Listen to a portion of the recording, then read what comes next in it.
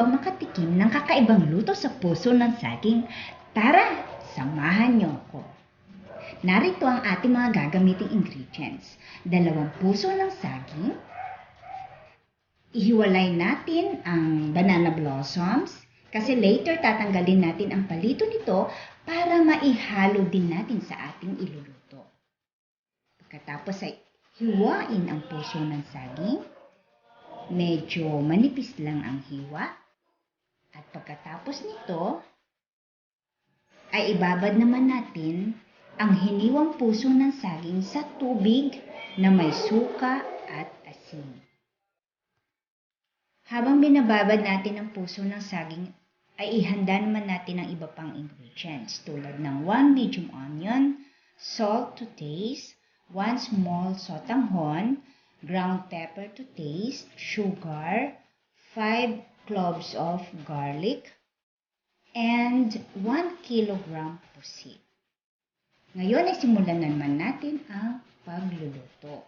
Ihanda natin ang kawali, painitin ito at ilagay ang mantika. Pagkatapos ay igisa na natin dito ang bawang. Pagkatapos ay sundan natin ng sibuyas. Ayan. Haluin natin. Halu-haluin hanggang maging golden brown.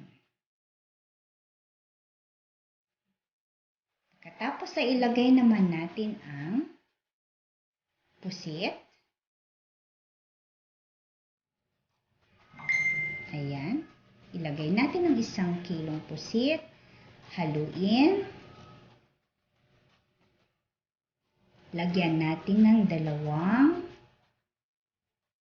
tasang tubig at lagyan na rin natin ng tinta. Pakuluin natin ng 3 minuto. Yan. Matapos ang 3 minuto, isunod na natin ang puso ng saging na ating ibinabad kanina.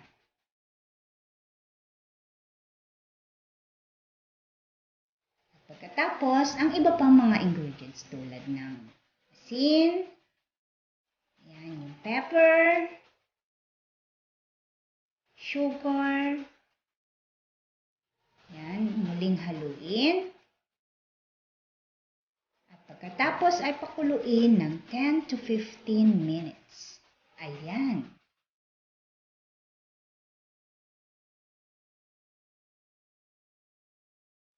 At pagkatapos, dahil madaling maluto ang sotanghon, ito ang huli nating ilalagay.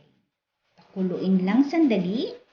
Yan, at kung matabang, lagyan natin ng konting fish sauce. Ayan, at meron na tayong masarap na laksa o puso ng saging.